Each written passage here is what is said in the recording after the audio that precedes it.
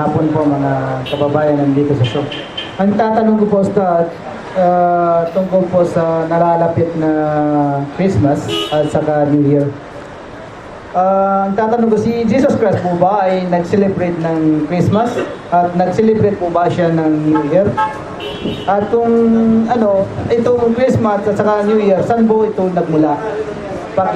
Paliwanag po. Sokran. Mashallah, ang ganda ng tanong ng brother. Meron ko pong regalo sa USB. Opo. Thank you po sa tanong. Opo. Parang spiral na ito. Opo. Siyempre, napapanahon, di ba? Ano nga, December 19 na ngayon, di ba? Kaya, ang ganda ng tanong ng brother. Kaya tawagin po natin muli si brother Ibrahim Romas para sagutin po yung tanong ng ating brother. Ang ganda po. Ang tanong po ng brother, si Jesus Christ po ba ay nag-celebrate ng Christmas? Ang sunod? New Year. At saka New Year? Kung ito, saan nagmula ito? Saan daw po nagmula itong celebration na ito? Actually, mga kapatid, ang lahat ng pagmumula ay hindi mula sa Diyos at hindi mula sa propeta. Tandaan natin kasi pinadala ang propeta para ano?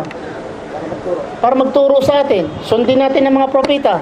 Si Abraham, sila ni Enoch, sila ni Elijah, sila ni Moses, si Jesus, si Muhammad, si Adam. Pinadala itong mga propeta para sundin natin.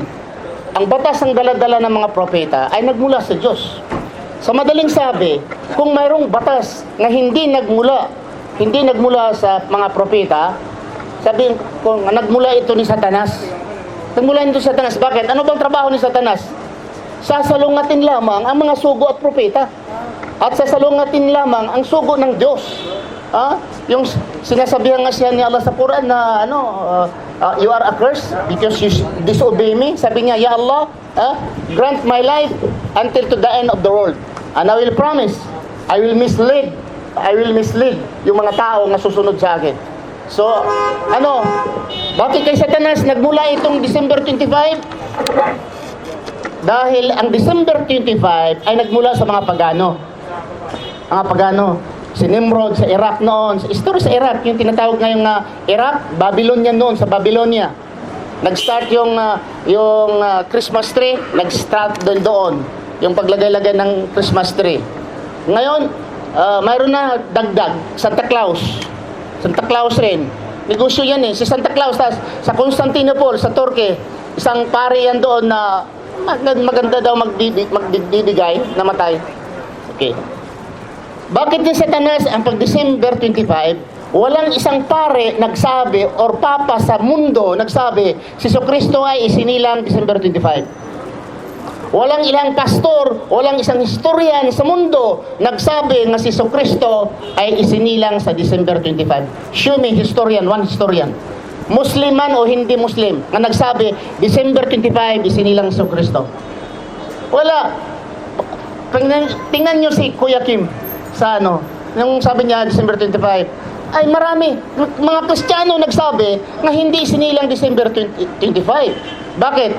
Ang December 25 ay malamig na panahon doon sa Palestine na ngayon tinatawag na Israel dahil unang panahon walang Israel. Kinain nila, ini-occupy nila yung land of the Palestine, lugar ng mga Muslim sa mga Israelis. Ngayon, doon sa Israel ngayon or sa Palestine ngayon, nagyayelo. Panahon ng December nagyelo, nag-snow. Sabi ng Biblia, may mga tupa sa labas at may mga pang tawag noon, yung mga nagbabantay ng mga nagpapastol mayroon. Sa kapanahonan ng Disyembre sa Palestine or Israel, mula noon for how many thousands of years until now, walang nagpapastol sa panahon ng Disyembre dahil ang mga hayop, mga tupa ay nandoon sa loob ng tamalig, sa budiga, sa loob, hinahakot-hakutan lamang ng pagkain dahil ang lamig sa labas.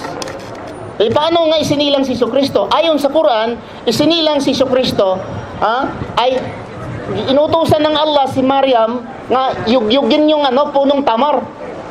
At alam natin, yung tamar, yung dates, ay nagbubunga lamang yung nahihinog sa tag-init. Yung tamar sa Saudi Arabia, sa Kuwait, sa Palestine, tamar dito sa sa Qatar ay nagbubunga lamang at nahihinog lamang sa panahon ng tag-init. Tag-init.